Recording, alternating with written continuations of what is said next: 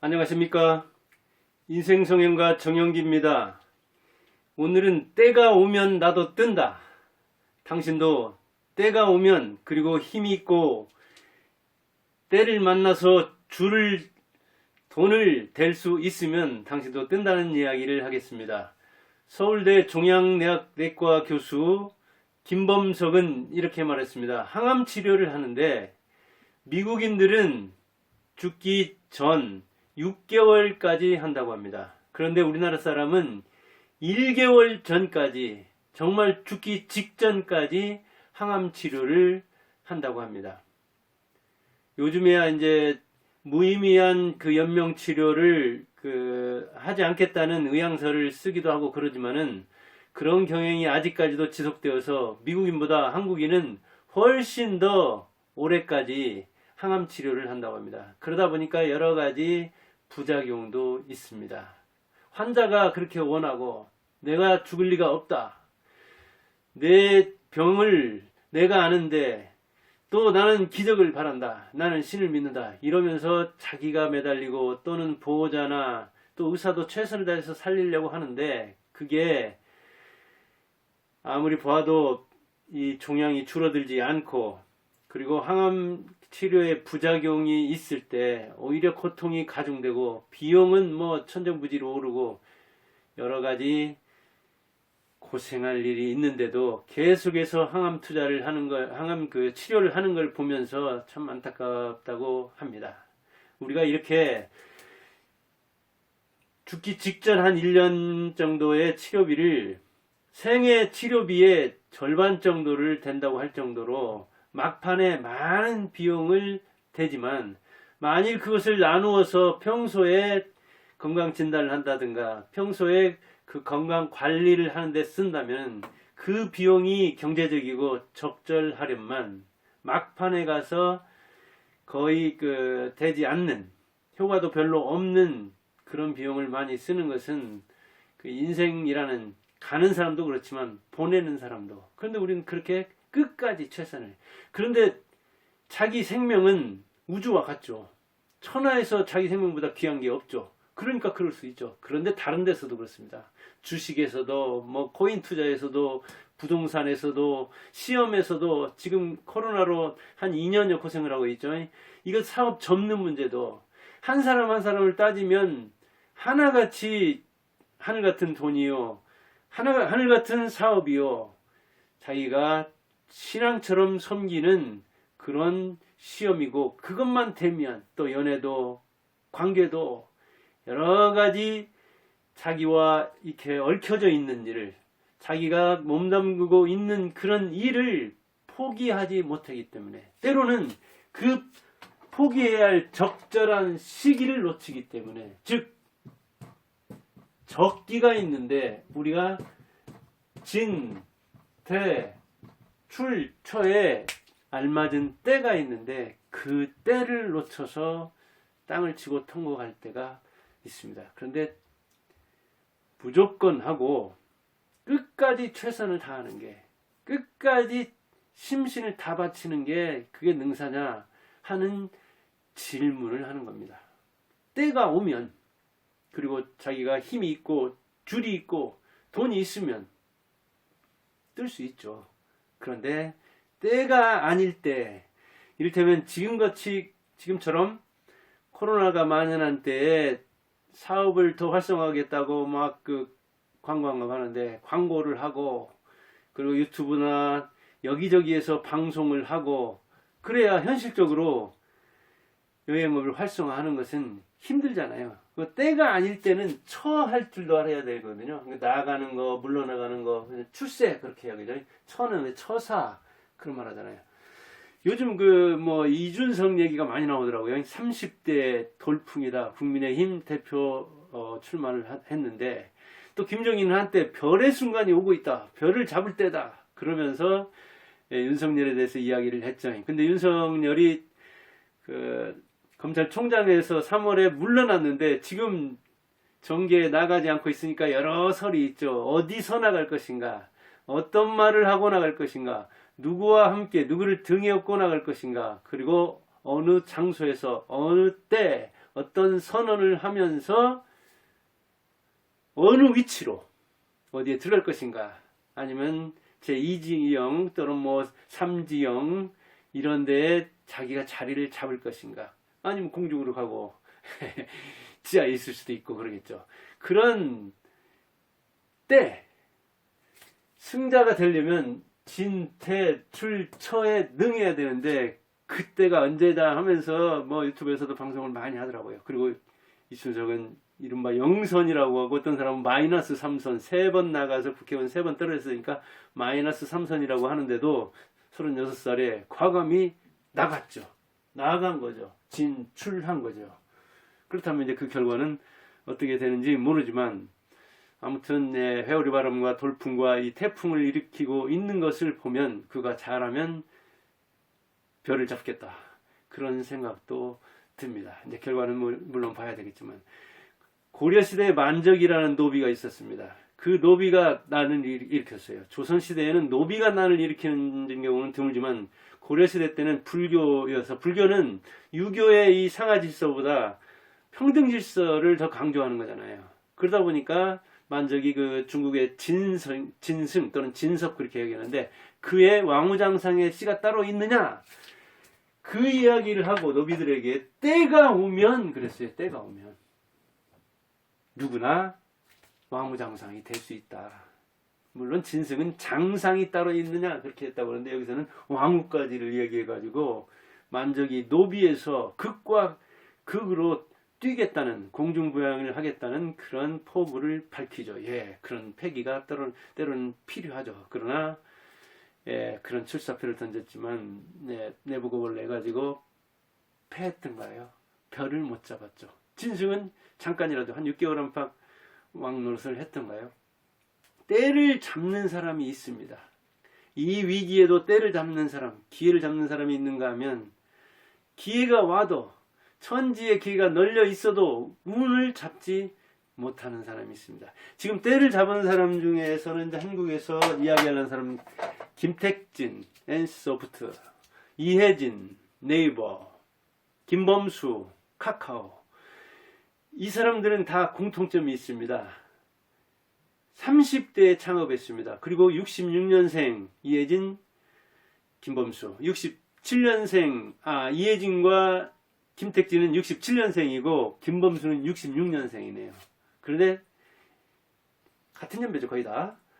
전부 다 30대 초반에 창업을 했습니다. 모두 서울대 공학과를 나왔습니다. 김택진은 전자공학, 이혜진은 컴퓨터공학, 그리고 김범수는 산업공학. 전부 다 공돌이입니다. 옛날 비하하는 말로는 공돌이 공순이 그랬죠. 이 공학자들이 때를 잡았습니다. 힘을 길렀습니다. 대학에서 그런 공부를 했고, 그 다음에 기업에서 전부 다 기업가 출신입니다. 현대전자에서 김택진, 이혜진은 SK텔레콤, 그리고 김범수는 삼성에서 근무한 바가 있습니다. 이렇게 기업에서 경험도 쌓고, 대학에서는 공부를 했고, 그러니까 최고의 대학, 이른바 S대학을 나왔으니까 연줄이 튼튼할 것이고, 자기들도 이 지력이, 뇌력이, 그리고 30대니까 체력이, 그리고 금력도 어느 정도 있었는데, 물론 김범수는 가난했기 때문에 이제 그런 금력을 다른 걸로 덮어서 성공한 거죠. 공학도였고 기본이 돼 있었다는 얘기죠. 그리고 30대 창업을 했으니까 어느 정도 경험은 있지만, 만일 실패한다 하더라도 다시 일어날 수가 있습니다. 얼마든지. 그리고 밤새워 일할 수 있는 그런 체력, 심력이 튼튼했죠. 남자입니다. S대 나왔죠. 그리고 회사 경력이 있었기 때문에 어떻게 그 경영을 해야 되는가, 직원회로는 뭔가, 그리고 어떻게 협업을 할 수 있는가, 그리고 이 인접 학문은 뭔가, 더 공부해야 할 것은 뭔가, 그리고 현실이 어떻게 돌아가는가 하는 것을 네트워크도 연결하고 스스로도 볼 수 있는 안목이 있었죠. 글로벌 시대에 맞게 영어로 이름을 지어가지고, 영어 사명을 지어서 IT 산업의 선구자가 되었죠. 모두 대박을 터뜨렸는데, 옛날 제조업하던 정주영이나 이병철처럼 하나하나 오르기보다도 수직 상승한 측면이 있죠. 20세기 말에 창업했습니다. 전부 다 외환 위기 근처에서 창업했습니다. 김택진이 97년에 했고 이혜진하고 김범수는 99년에 했거든요. 그러니까 외환 위기 때 했는데, 외환 위기 때는 사실은 아이템만 좋으면, 자기 능력만 있으면 좋은 인재를 비교적 싸게 살 수 있습니다. 그리고 그들이 위기의식을 가지고 같이 동업을 할 수 있습니다. 왜냐하면 이게 망하면 나도 망한다. 그리고 지금 뭐 옆에서 도미노처럼 쓰러지는 걸 보니까 자칫하면 나도 여기서 쫓겨나는데, 여기서 괜찮은 사람과 일할 때 창업 멤버로서 한다면은 얼마나 대박을 터뜨리겠느냐 하는 직원들에게도 그런 절박감을 주고 기회의식을 주고, 그리고 공동체로서 이제 막 생기는 것이니까 뭔가를 하나 일으켜 가지고 만들어 간다는 게 대단한 기쁨을 줍니다. 저도 96년에 학원을 창업해 가지고 한 15년간 해봤는데, 이게 일에서 오는 재미가 섹스에서 오는 재미를 능가할 정도로 재밌는 겁니다. 자기가 의도한 대로 되고, 안 되면 또 시행착오를 겪으면서 교정해 나가는 맛, 거기서 느끼는 성취감, 이것은 어떤 그 즐거움으로도 대체할 수 없는 즐거움이거든요. 그런데 이 젊은 나이에 30대 창업한 이 사람들은 창업자나 뭐 직원이나 나이 연배가 차이 날 게 별로 없잖아요. 그러다 보니까 이 그 창업주도, 그 다음에 고용한 사람도, 이 사용자들도, 노동자들도 혼연일체가 돼서 이 사업이 대박을 터뜨리면 나에게도 돌아오겠지 하는 그런 의식이 최초에 이렇게 그 창업자들에게는, 창업 멤버 아니라도 이 창업 초기 직원들은 그런 의식을 갖거든요. 그런데 그 위기라는 것이 둘레를 쳐주니까, 압박을 하니까, 적절한 스트레스는 창의성을 또 창발시키잖아요. 그런 자극을 받아서 성공할 수 있었던 거죠. 그러니까 대단한, 어찌 보면 기회는 위험한 그 속에서 있는데, 곧 위기는 위험한 기회일 뿐, 위기를 잘 뒤집어 보면, 잘 헤쳐보면 기회가 있는, 그걸 잘 잡은 사람이죠. 모두 다 국내파입니다. 우리나라 유학파들 중에 그 교수들은 많아도 창업자들은 아주 드뭅니다. 그리고 크게 성공한 예도 드물고요. 그들이 그 성공을 열망해서 갔지만 뭐 생각한 대로 되지는 않았죠. 그렇지만 지금은 이렇게 20년째 창업 한 지가 넘었는데도 잘 나가고 있죠. 벤처라는 게, 이제 IT라는 게 그 김대중 정권 이렇게 들어서면서 매우 뭐랄까 지원을 많이 해주고, 그런 캐피탈을 통해서 이렇게 그 보호도 해주고, 때로는 기술 뭐 자문이라든가 컨설턴트도 해주고, 그리고 망하지 않게 초기에 운용자금이라든가 사업자금이라든가 이런 것도 많이 뒷받침해줘서 살린 측면인데, 그러다 보니까 그때 또 사기꾼도 참 많이 끌어서 벤처 뭐 갖다 대면 그냥 어찌 보면 굉장히 이질적인 사업도 벤처 들여대가지고 제목을 그렇게 만들면 벤처가 되는 그런 시대에, 역시 그런 마인드를 가지고 한 사람들은 대부분 이제 뭐 몇 푼 챙겼는 건 모르지만, 몇 년 먹고 사는 건 모르지만 다 떨어져 나가고, 이제는 이제 정수들이 남았는데, 이 김택진이나 이혜진이나 그리고 김범수 외에도 많은 그 벤처 창업가들이 그 외환 위기를 전후해서 창업을 했고, 그리고 지금까지 오고 있습니다. 그 이전에 이제 창업한 사람도 있고요. 그 긍정성과 부정성을 여기서 뭐 따질 것은 아니지만, 아무튼 때를 잘 잡은 사람, 그때 힘이 있었고 줄이 있었고 연줄, 그 다음에 자금력이 있어서, 돈이 있어서 그걸 잘 융합한 사람은, 시너지 효과를 낸 사람은 살아남았습니다. 그래서 우리나라가 이렇게 IT 강국이 되게 하는데, 그리고 지식산업 역군으로서 우리나라 산업을 전환시키는데 매우 큰 공로를 세운 사람입니다. 그런데 한국보다 꼭 한 10년 조금 앞서서 IT 산업을 일으킨 사람이 바로 스티브 잡스라든가 빌 게이츠입니다. 그 뒤에 나온 이제 그 저커버그는 뭐 84년생인가 지금 30대인데도 그 뒤에도 이렇게 나오고 있는데 우리나라에서 저커버그 같은 이 30대 IT 창업자는 뭐 제가 알기로는 잘 안 보입니다. 스티브 잡스와 이 빌 게이츠가 55년생입니다. 둘 다. 그러니까 우리나라 지금 금방 얘기한 김택진, 이혜진, 김범수보다 한 11살 안팎 더 많은 거죠. 그러니까 우리나라가 일본보다도 정주영 시대, 이병철 시대는 한 20년, 30년 떨어졌다고 했는데 세계 첨단의 미국보다도 뭐 10년 정도 떨어져 가지고 그걸 참고 삼아서 우리가 창업을 했으니까 대단한 거죠. 그들이 모두 미국 이 저커버그나 스티브 잡스나 빌 게이츠는 전부 다 중퇴생입니다.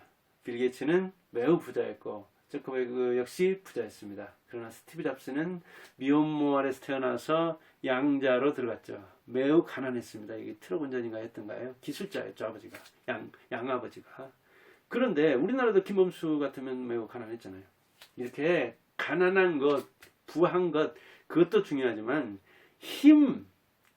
때를 잡는, 운을 잡는 그런 힘이 더 중요하다는 것을 미국의 사례나 우리나라 사례를 보아서 알 수 있습니다. 그러니까 때를 잡으려면 아까 만적은 때를 못 잡았잖아요. 그 때가 왔는데 이제 그 사람을 못 잡아서 그런 측면도 있죠. 뭐 밀고를 했으니까. 그런데 때를 잡는다는 것은 별의 순간 뭐 김정일은 그 독일에서 유학했다고 해야지 독일 사람들 우리나라 사실 그렇게 좋게 안 보는 측면이 있는데 독일 갔다 오면 뭐 거기서 5년이든 10년이든 유학 몇 년 하고 그 나라 잘 알지도 못하면서 독일식을 맹종하고 우리나라 사람들 보면 참 그런 게 미국 갔다 오면 그냥 미국에서 뭐 유학한 거 5년 10년 길어야 그런데 그 나라 역사에 대해서 제대로 모르면서 완전히 미국인보다도 더욱더 미국색. 그래서 어찌 보면 이 순종하는 순종인